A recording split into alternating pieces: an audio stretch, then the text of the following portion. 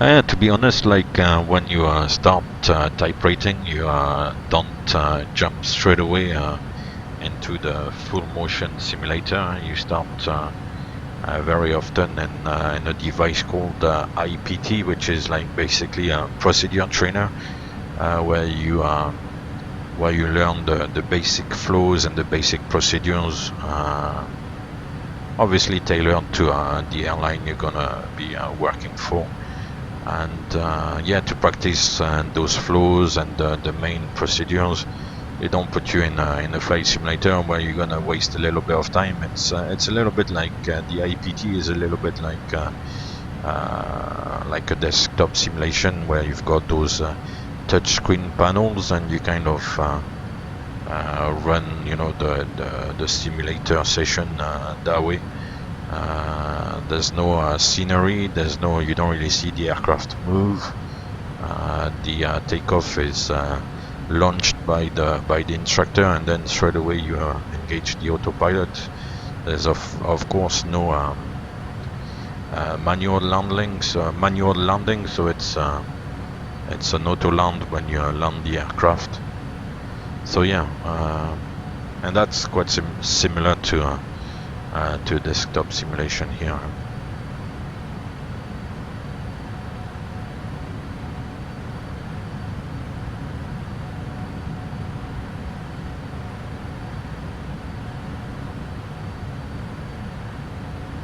Still no sign of the sun. It shouldn't be too long.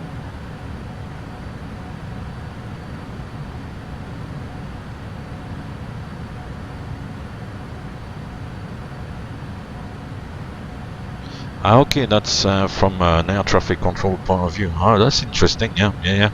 Yeah, but I mean, if somebody flies the sim and then you practice the controlling, then yeah, I'll show you what's involved from the flying side. Yeah.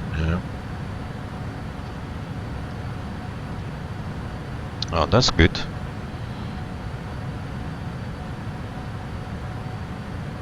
I think it's important for ATC to see what's involved in the flying, but also for the pilots to see what's involved in air traffic control. You know, because obviously we have to work together, and the two are linked. And it's good to know what's going on the other side. Air traffic controllers sometimes come on the jump seat. They've got that option, you know, to come on the jump seat to see what's like to fly. You know, have a little idea of what's involved, and also on the other side, sometimes ATC organizes visits. It's becoming a little bit more difficult because there's obviously all those security restrictions and all that stuff, but I think it's still happening a little bit, and it's good that we share, you know, common knowledge.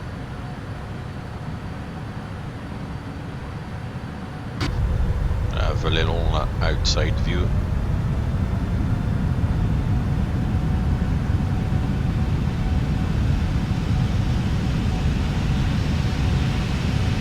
So at night, obviously, we still have the beacon. The beacon is on all the time when the engines are running.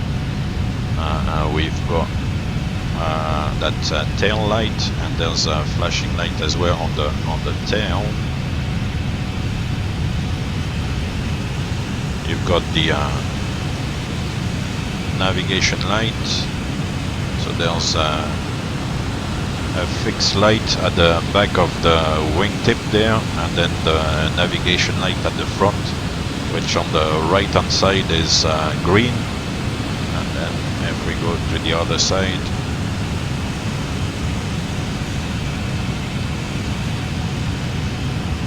it takes a little bit of time to transition the view here.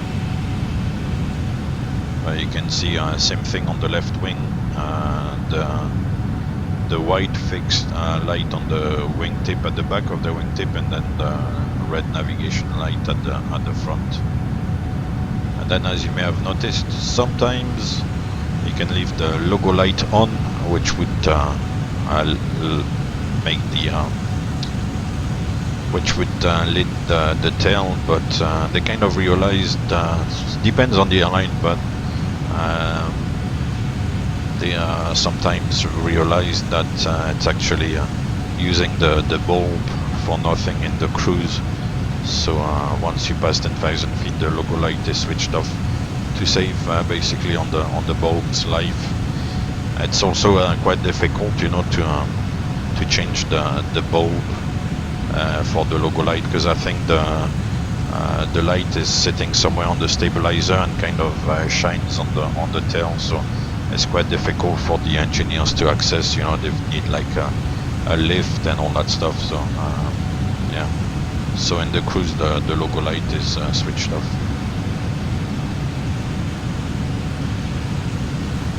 So that's that, yeah. And of course, like in the cruise, all the lights here are switched off. So the landing lights, the turn off, the taxi, the strobes, as I said, they are on as well, and yeah, the beacon and the nav lights.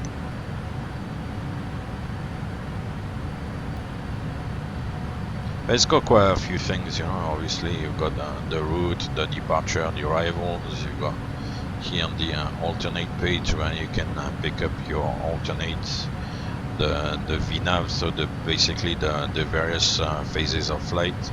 So the climb, now the climb is blank because we've reached cruising level. Then the cruise section with all the information there, and obviously the current cruise altitude, the icon speed, what the N1 should be, the percentage N1 for these conditions. So it's showing here 84.9 on the N1. If we look at the N1, we've got 84.7. So yeah, it's relatively accurate at the moment. The ETA and the fuel at destination, the step as I discussed a while ago. If we allow like a step as per RVSM, so every 2,000 feet climb. So earlier on it was suggesting 370, so from 3.5 to 370, taking into account the RVSM levels. And then it shows us here the optimum, the max levels, and then the recommended.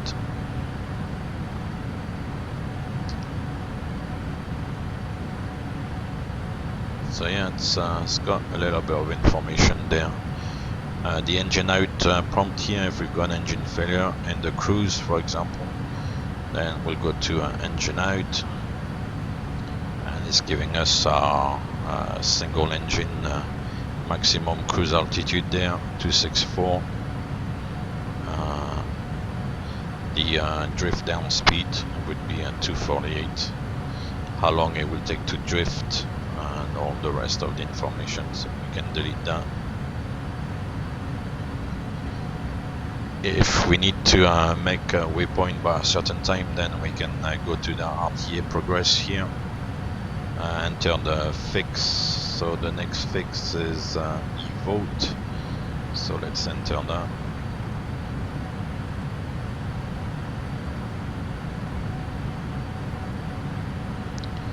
And at the moment it's 11:31.6, so let's say we want to get there by 11:30.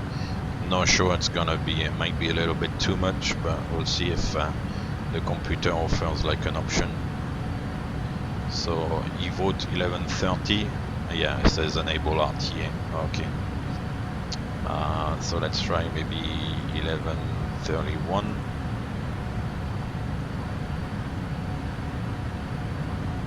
Yeah, so it's giving us RTA speed of decimal 85. So it's gonna go basically to the max that the RTA function allows. So the max speed is decimal 85, and it's gonna speed up to decimal 85.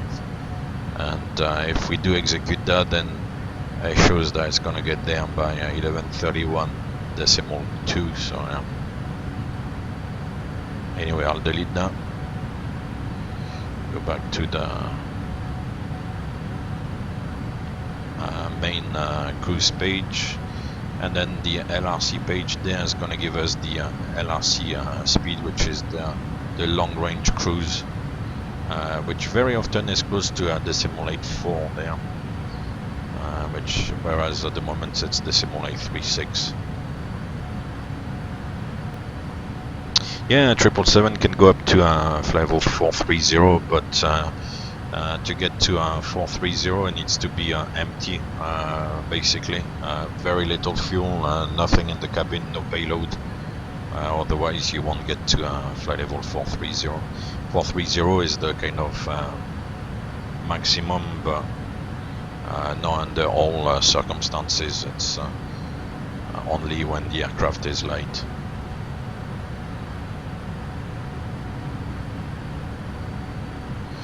So for the moment here, 242 tons, then it says maximum only 373, and that number might not be 100% accurate, but at the same time it's not too far off.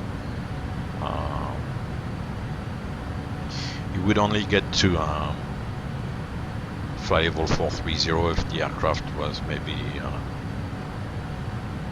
I don't know, 170, 180 tons, something like that. So just a little bit of fuel and hardly no passengers. So for example, on a short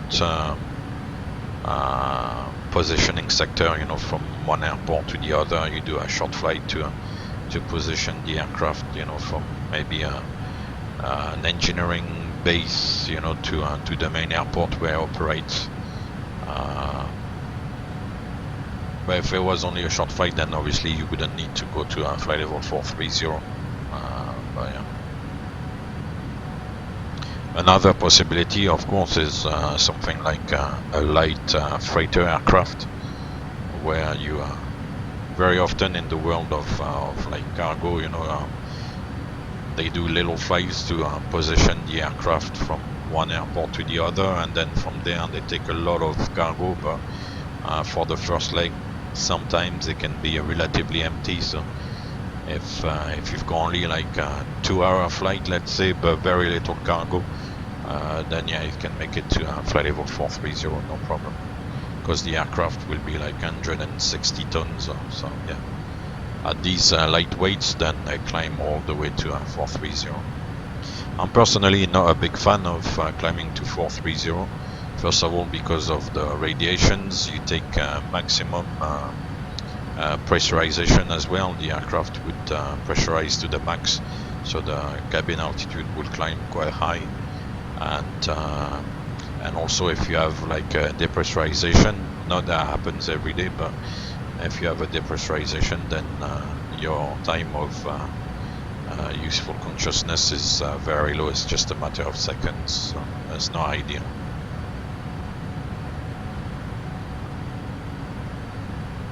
Yeah, the coffin corner can be alright, because as I said, if you're relatively light, then you may still have a little bit of a margin, but it's true, that's another consideration. If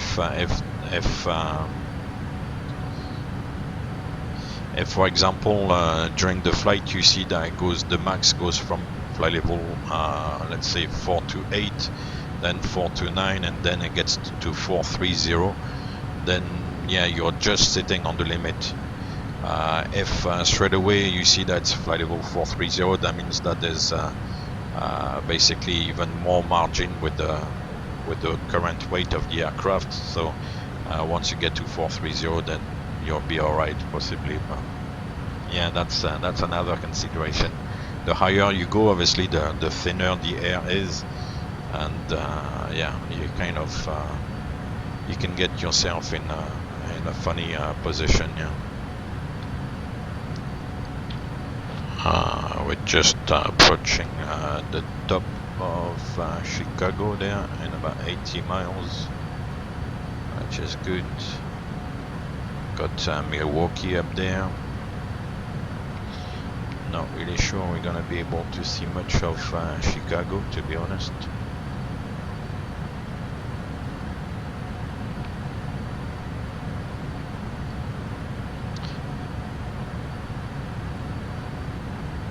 So almost there.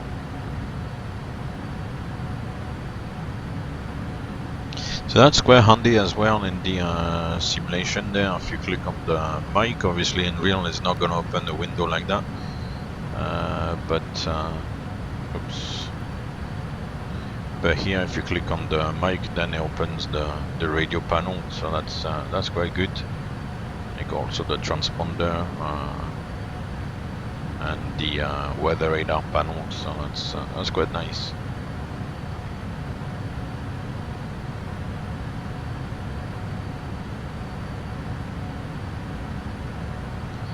And 160 knots of wind at the moment, so nice ground speed.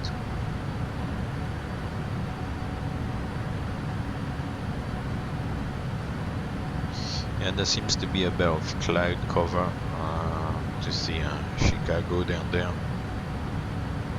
It's a shame.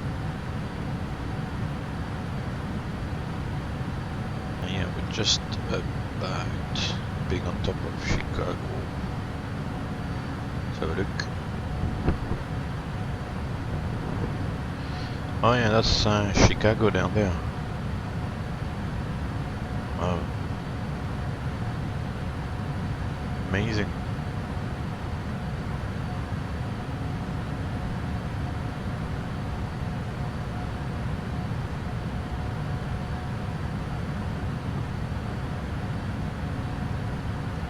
Yeah, that looks like Chicago Air with all those runways all over the place. And there's a bit of cloud as well. Yeah, downtown Chicago will be obviously a little bit south of the airport, but it's kind of covered in cloud, and the lake as well. We can't really see too well. Oh well, that was nice. There's the airport again. Oh yeah, it's down here. Cool.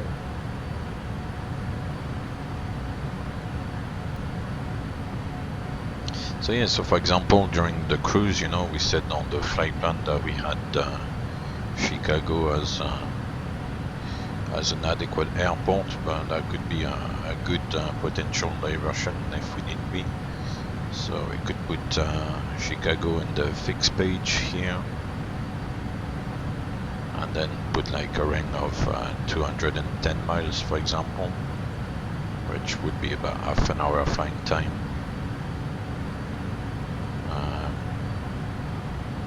And now if we increase the size of the display, then we can see at the moment we are within the 210 nautical miles circle from Chicago. So that just kind of shows us on the displays just to increase the situational awareness, but it's not really a procedure as per se. We can see at this stage that we are, you know, within about half an hour of Chicago. So if there's any issue, then we can possibly come back.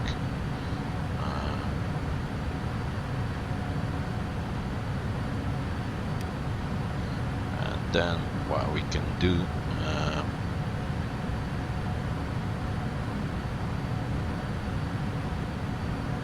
oh cool, sunrise in Boston now. Yeah.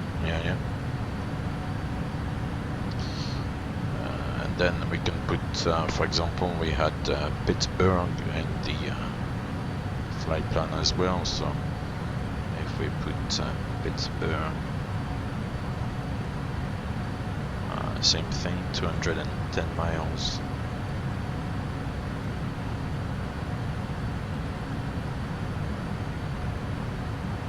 Then we've got the Pittsburgh circle there starting here.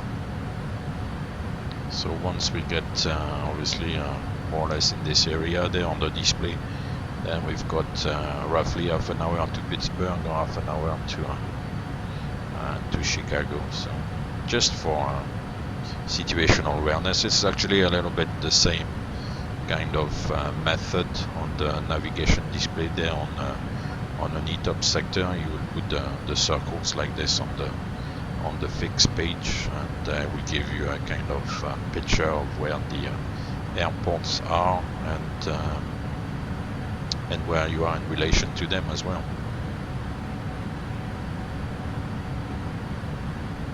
But as I said, this is not really a procedure, it's just to help, you know, visualize the display where things are.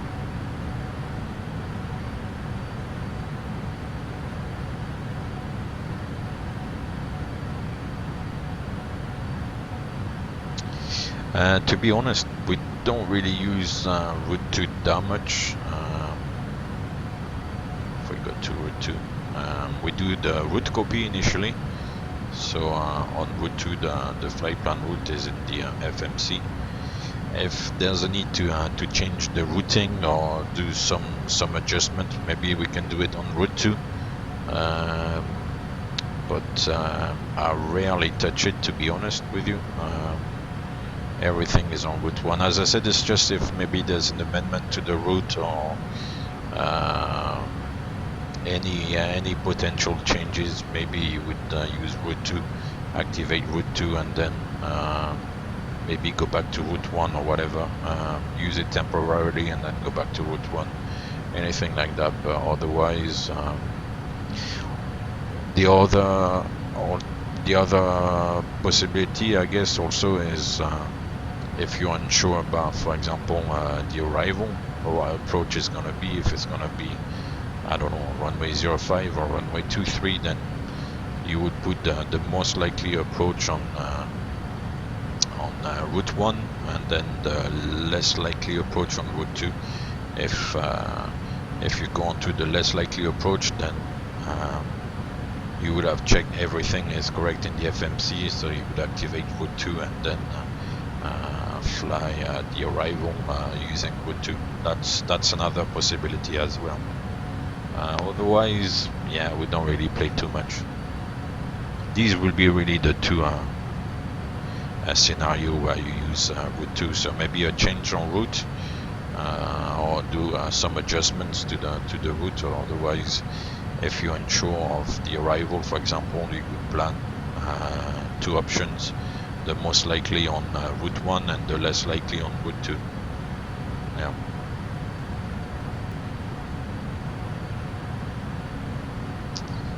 And while I was looking up, here we are. The sun is coming up. It's amazing. Just happened now, like the last minute or so.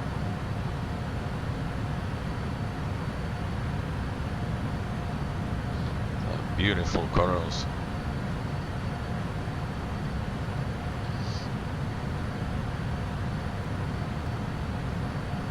So let's see if we switch off the storm light. Yeah, the flight deck is still a little bit dark, but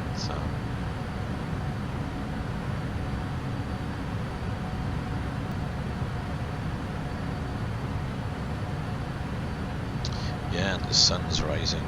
Beautiful.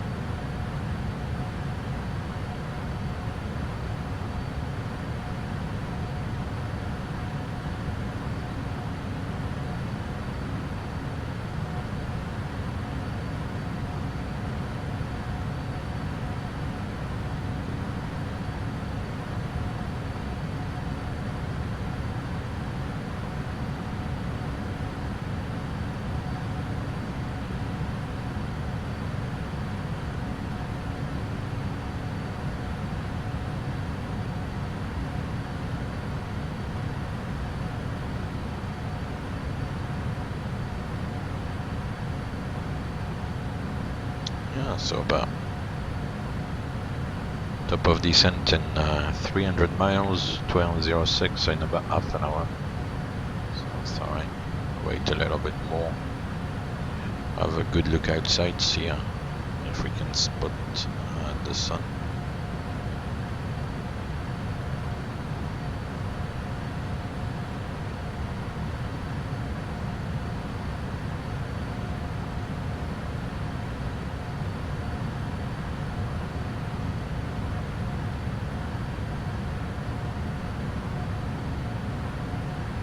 The colors are quite nice here, I have to say. Looks like it's maybe gonna come up here. Let's see.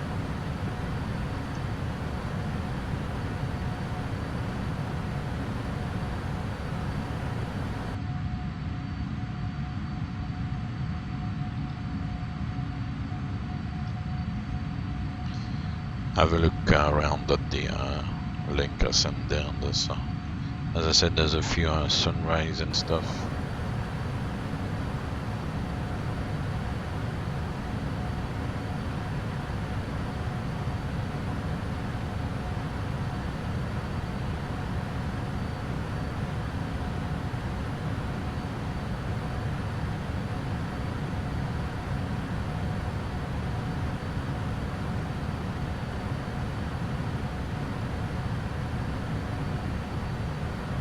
It's a lovely morning anyway.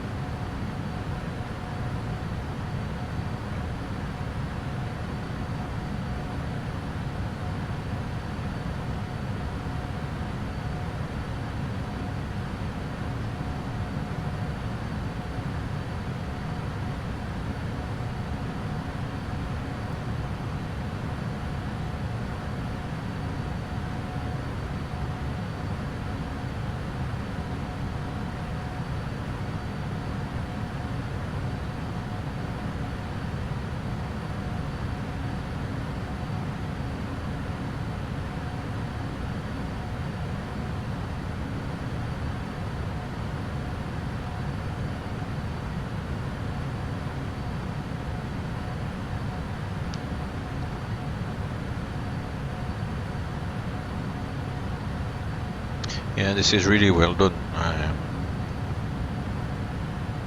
In the simulation there, it's, the sunrise there, all the colors and stuff are quite nice, I have to say. It's really good.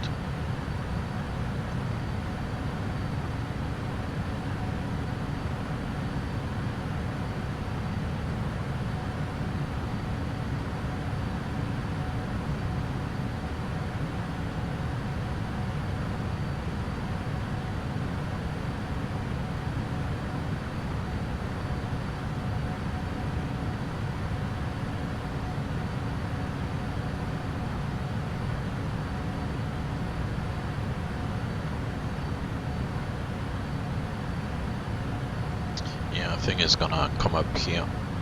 It looks like the brightest spot.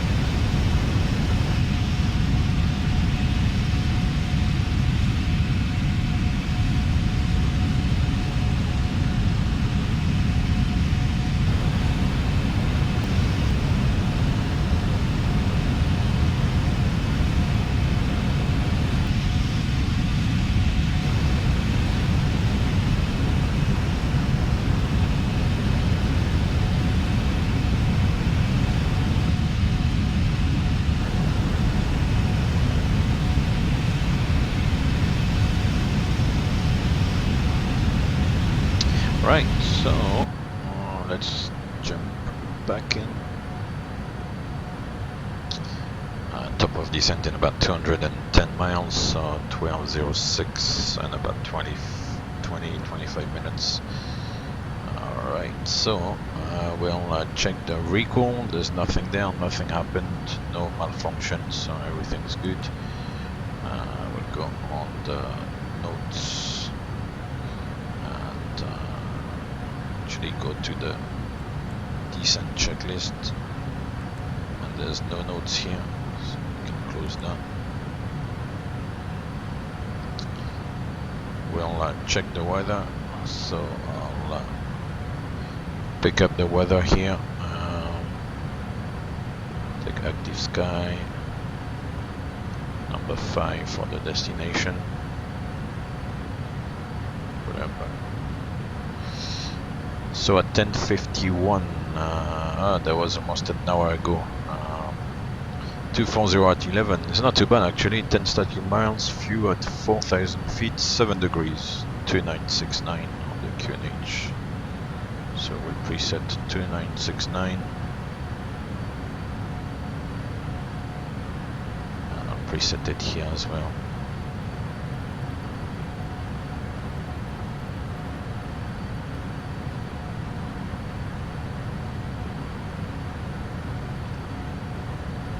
I'll check again because it looks like the weather is published at 51 past the hour. So there might be a new one at 11:51, so it's 11:47. So by the time it gets updated in the system, and then maybe there'll be an update later on. But for the moment, it's kind of giving us an indication of what's about.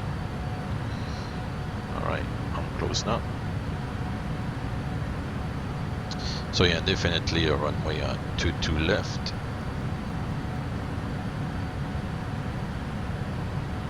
So we'll go with the EFB, go into the FMC, and go into departure arrival. Like always, go to the Newark arrivals. The arrival is the FQM3, Williamsport 3 via Sierra Lima Tango, which I believe is called, where is it? Slate Run. Amazing. So the Williamsport 3 via the Slate Run transition, and then ILS 22 left. We can maybe put Patron, but I'll see what it's like. Maybe I go a shortcut, but initially we'll take it. And execute.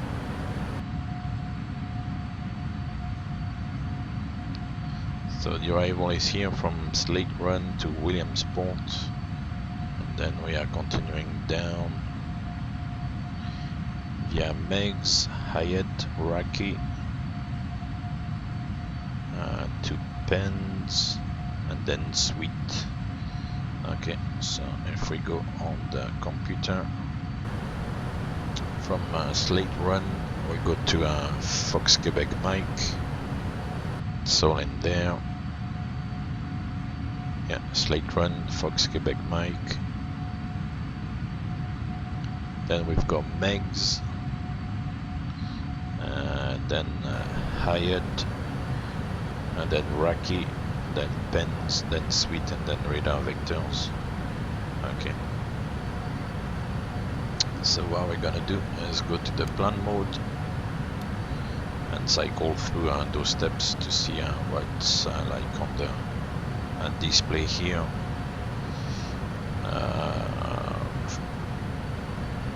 So from Sweet, what we're gonna do is instead of having those vectors, we'll just follow the LNAV. So we're gonna link Patron to Sweet there. Then if we cycle through the points, you'll see I'll do a nice vector there and execute now. Right, on on the EFB there's no altitude information on the arrival, but on the actual chart that I have on the side here,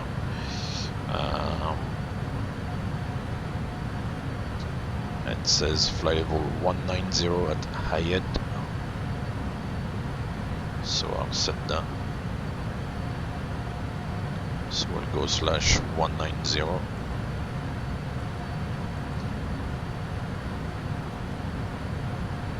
The chart says to expect the lowest flight level, so that would be the highest flight level, I guess, 190 at Hyatt. And then, for some reason, it's not in the database, so not in the FMC, not in the EFB. Rocky is 13,000, which is a little bit lower than the calculated vertical profile. So 13,000 at Rocky.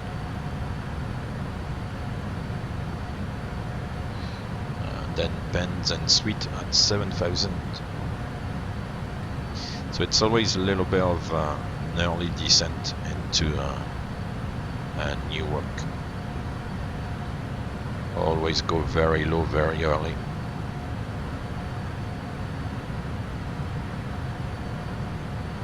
That's now. And then on the arrival, on the approach, should I say, from Patron here, we go to Untitled, which is set, so we'll reduce the speed at Patron, and let's say set 190 knots, and 3,000 feet above.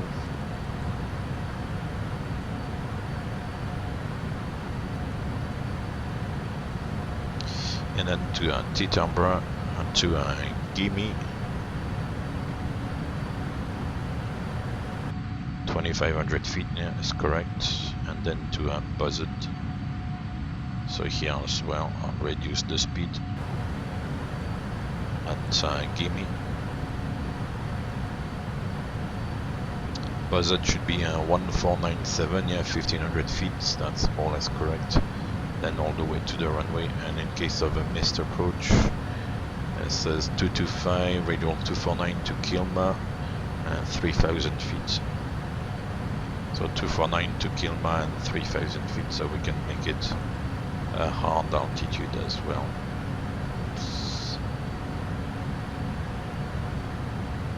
Like this, perfect, so the missed approach is in as well. Go back to the map display and we're all set up there. Minimums on the approach for Cat 1 is 220.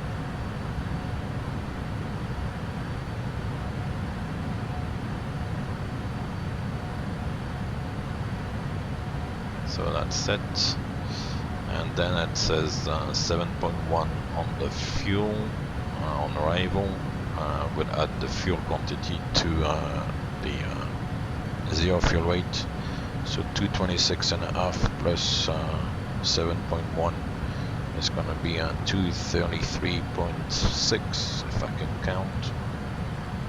So landing weight of 233.6 is going to give us a VR30 of 144 to fly 149.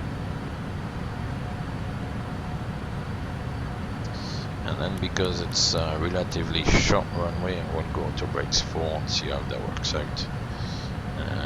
What I wanted to check as well was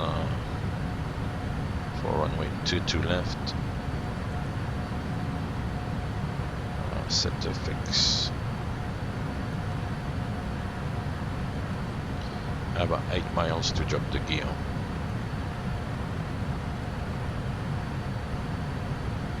I'll wait a few more minutes to see if the weather has been updated in active sky and if there's any changes there. Looking outside, the sun, yeah, is up here. Nice. Top of descent 16 miles, so we can reset the altitude. So I'll set 190 initially, which is the first stop on the descent.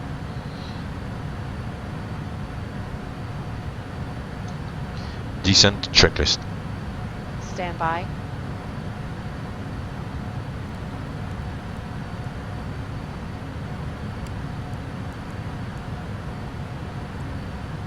Descent checklist.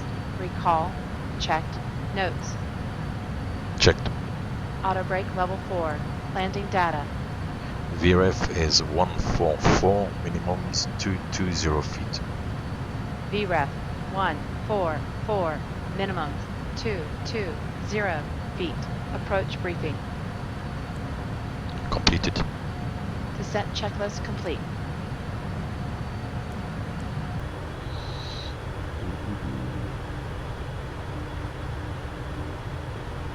Yeah, it's been updated. Ooh, it's gusty again. So at 11:51, it's 240, 18 gusting 26. So it's not so much of a crosswind. It's just 20 degrees off. It's not too bad. Still 10 statute miles. Few are 4,000 feet, 7 degrees, and 2973. Oh, the pressure is rising. Good. So 2973.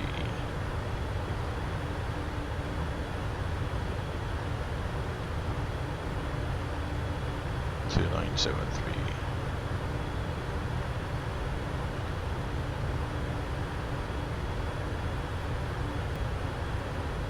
Still have 110 knots on the wind at 24,000 feet. It's amazing. And these values are like quite realistic actually. Above all at this time of year and location. That's totally realistic. Approach checklist.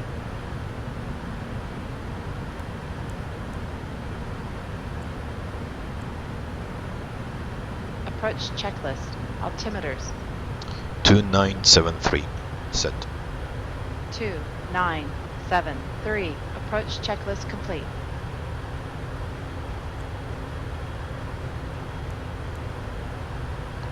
Very nice. Alright, so upstate New York, I believe. But I might be wrong. I don't know my geography that well. Not too cloudy, it's alright. It's nice.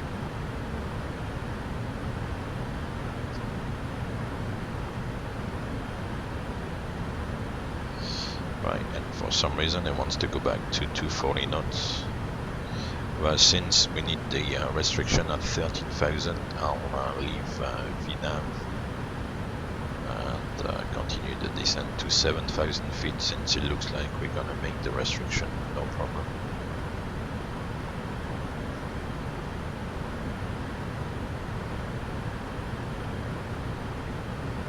The speed coming back there is not so vital at this stage because we're still above 10,000 feet, so it's alright.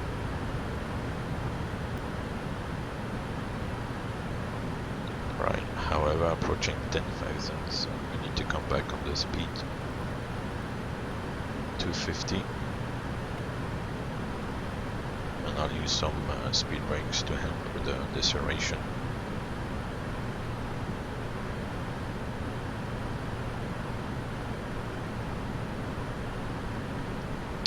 What we can do as well to help is to go at vertical speed and reduce the vertical speed.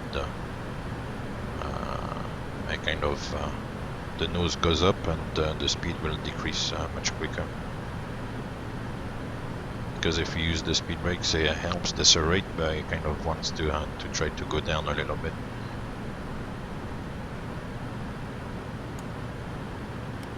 So the speed brakes are like retracted, and we can go back to fly level change. And the speed is now close to the 250, which is good. However, for 7,000 at sweet, it looks like it's a little bit tight, so we're gonna go back on the speed brakes again. Then the green banana is actually going back towards sweet now, so if we continue on this rate of descent, we're gonna make the restriction, no problem.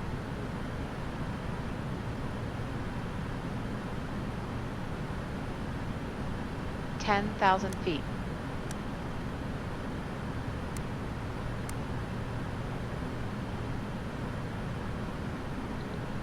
Cabin crew, prepare for landing. Yep, 10,000 feet, the lights come on.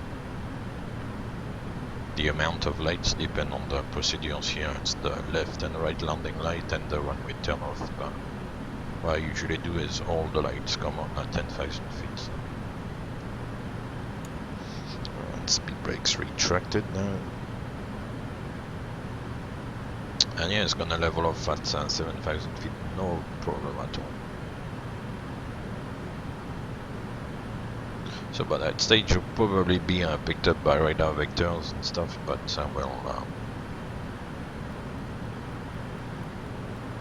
what I will do is just follow the LNAV track there and establish on the ILS ourselves. Obviously there's no radar vectors, there's no ATC.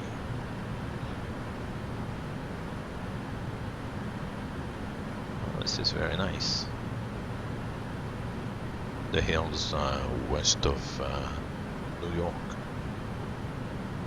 It's a little airport down here, a little strip. Very nice. 1,000 feet to level off.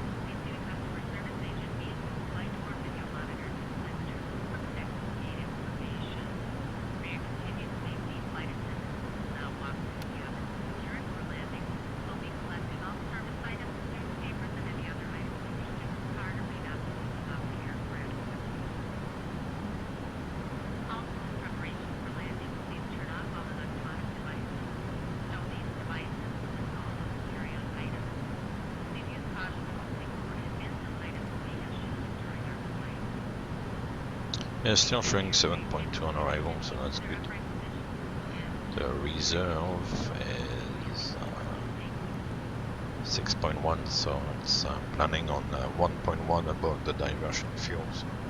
We've got a little bit extra just in case. So sweet, at 7,000 feet, it's gone out mode.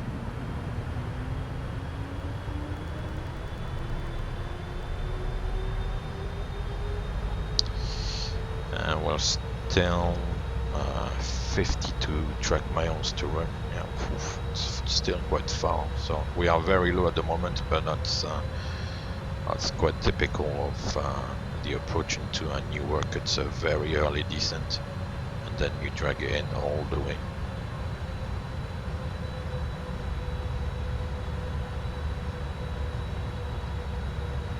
I guess it's to get the arrival traffic out of the way a little bit, keep it low so that the departures from the New York area can quickly climb and get above.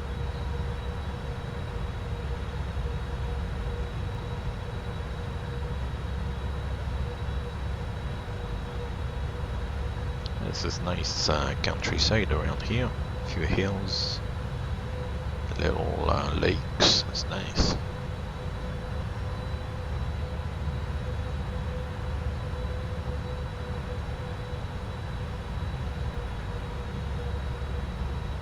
And obviously on final approach we're gonna get a good view of Manhattan, hopefully, on the left of the aircraft, flying over the north of New Jersey and to Newark Airport.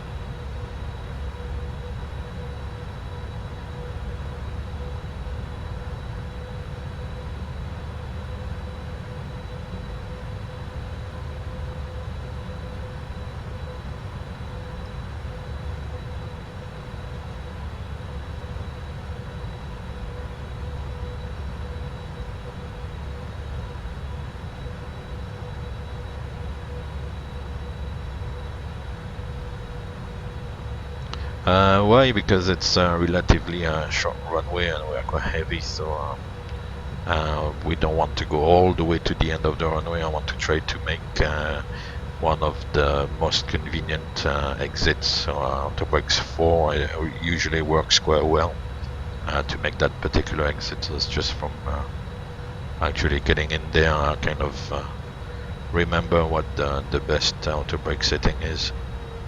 Here it's a little bit different because I'm not sure to what extent the amount of braking is accurate or not, but in real Autobrakes 4 to make like the exit is quite good.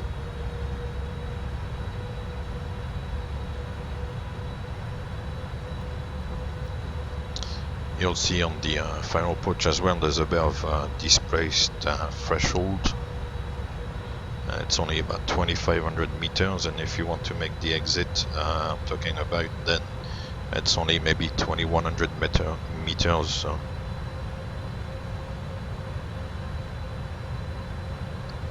yeah, I guess you have to use whatever you need. I mean, if you need auto brakes 4, you use auto brakes 4. If you need auto brakes 2, then you use auto brakes 2. If it's a long runway, the exit is very far down the runway, then auto brakes 2 is good. Even auto brakes 1. Oops, I go vertical speed. Still about 15 miles to run to Patron. So for the base legs. The one thing with the vertical speed is that the automation will give you the rate of descent you are commanding, but it totally ignores the speed. So to descend, flight level change is a little bit better, because it will keep the speed and give you a rate of descent according to the speed. Obviously, the rate of descent might not be what you want, but if it doesn't give you the rate of descent you want, then you can use the speed brakes.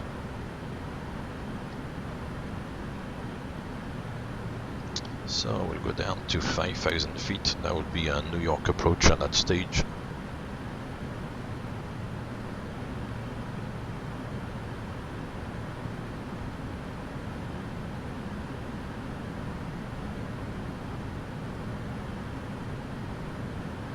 And that's possibly the airport here. And New York behind the cloud here. We'll come back on the speed now.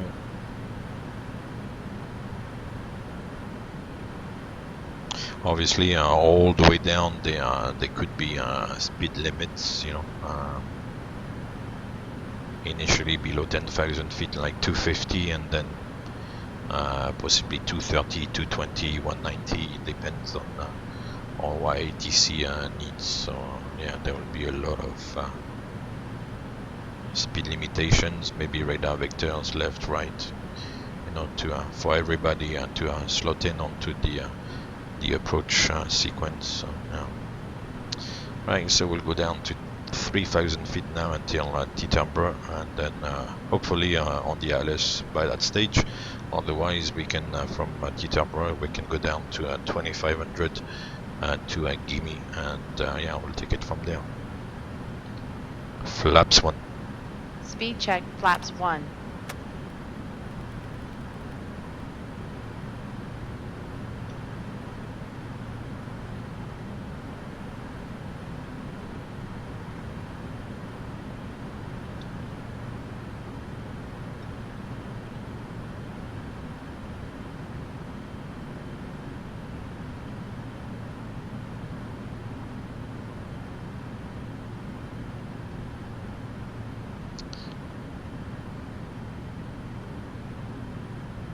Flaps 5. Speed check, flaps 5. Right, so I remember GSX there, so hopefully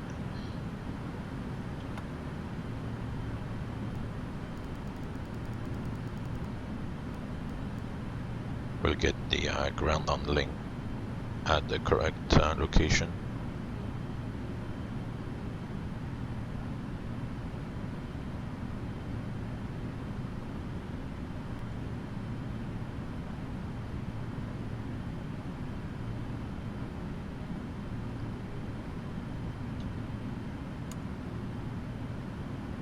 So speed brakes retracted. 1,000 feet to level off. Now we can go vertical speed and reduce the rate of descent. It's looking good so far.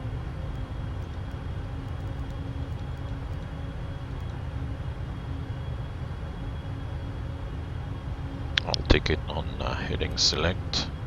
Got Manhattan there straight ahead.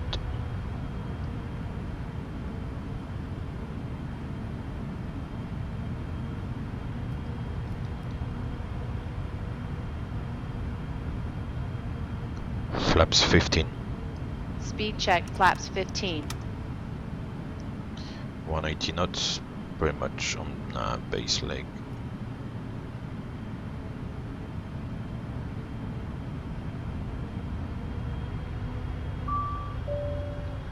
That's the cabin ready now.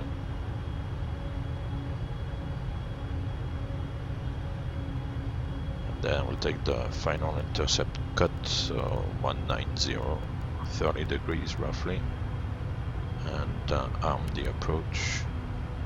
Now we got localizer and glide slope armed.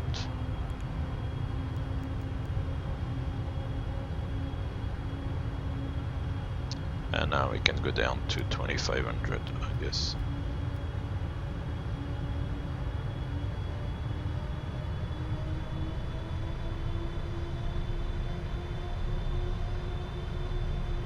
Localizer capture.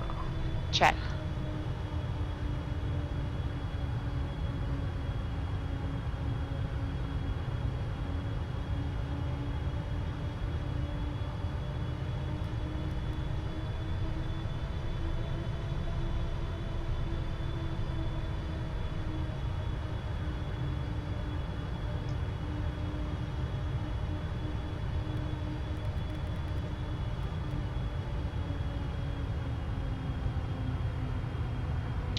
Glide slope capture.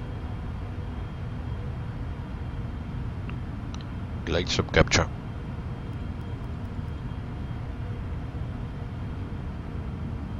Yeah, good view of New York down there. 2500. That's checked. Amazing. Cabin crew, take your seats. Gear down. Gear down. Gear down. Gear down. Flaps 20. Speed check flaps 20.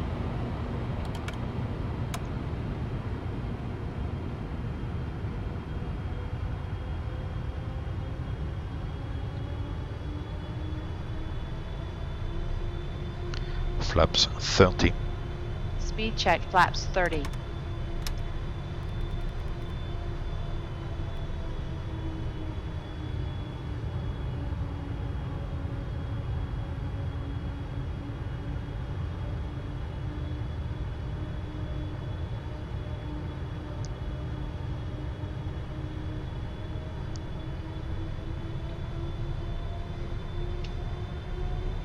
That could be a MetLife Stadium, I believe, maybe.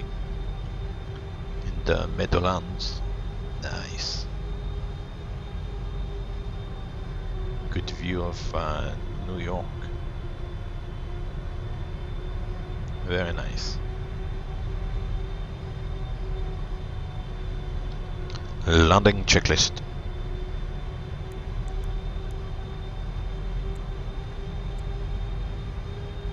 Landing checklist. Landing checklist complete. Approach stable.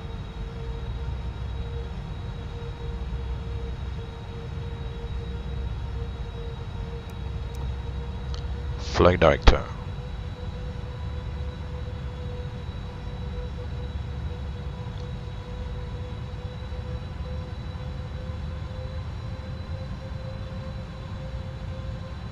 Approaching 2 left.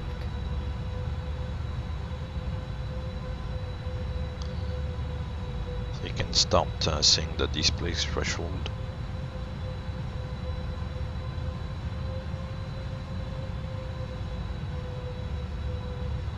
$500. Check.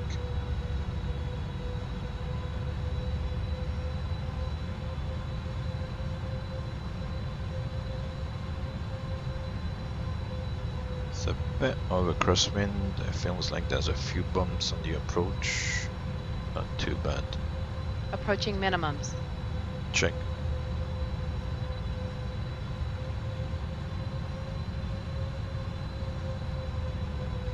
Minimums. Landing. Checked.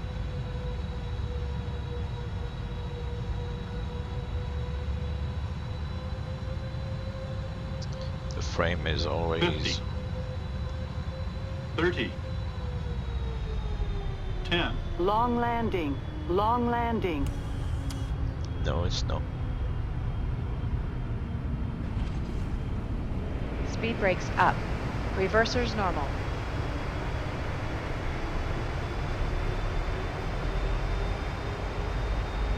"60 knots. Manual braking. Check.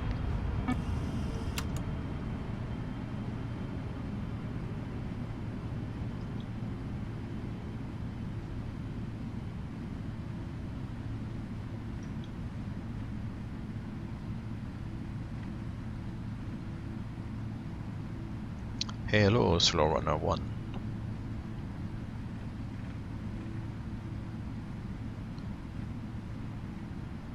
Okay to clean up. Check.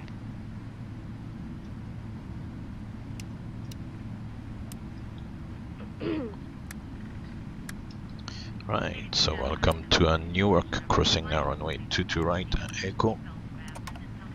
Approaching 04 left. That's checked.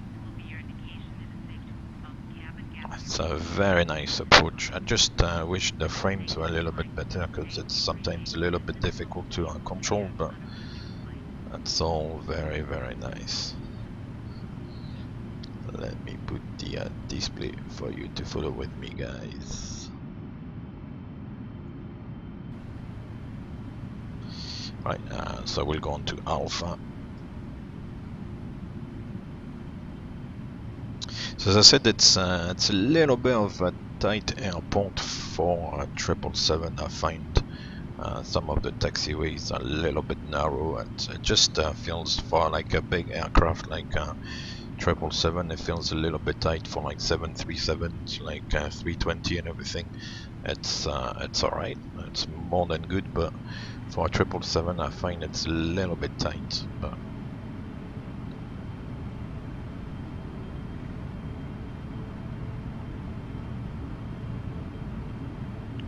right, so we'll go down Alpha all the way around to Charlie 115 and the United Terminal, I believe.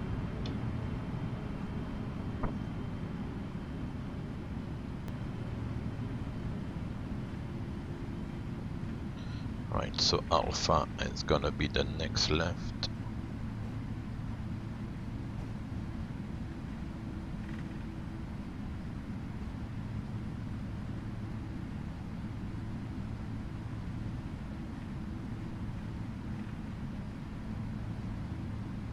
We're gonna drive, so to speak, all the way around.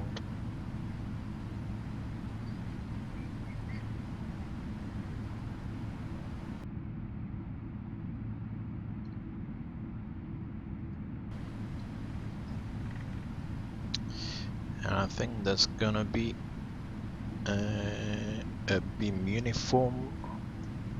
Where's the sign? Yeah, I think it's this one here.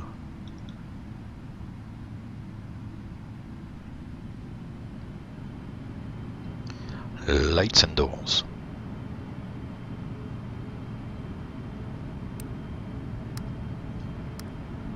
Cabin crew disarm doors and cross-check.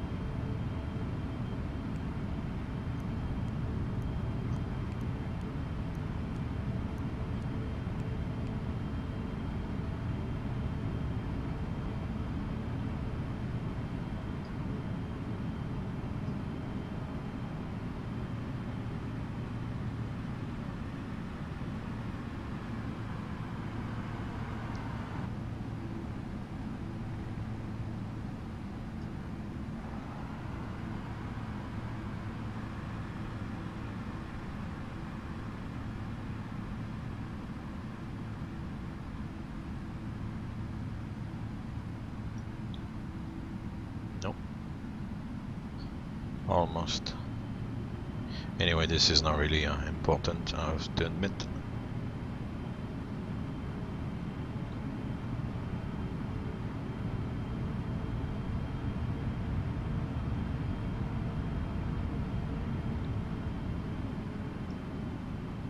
Right, that will do. Right, so The parking brake is set.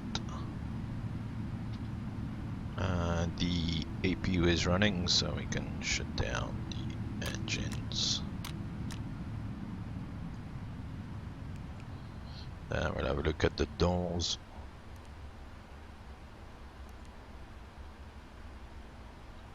Disarm. It's disarmed the L2 door, but the other doors are not disarmed.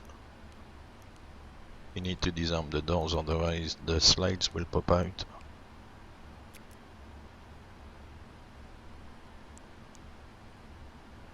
We can set the speed back to 100, switch off the flight director. The FMC can go to the addon page as a resting page. Delete the barrow there. That's pretty much it.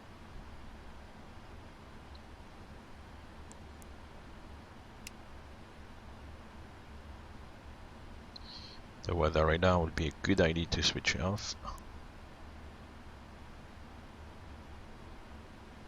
And yeah, and then I can open the doors. And I will do the shutdown checklist. I am ready for the checklist. I'll do it myself because sometimes it bugs out, so parking brake is set, and that's the shutdown checklist complete. Back to the status page, and here we are.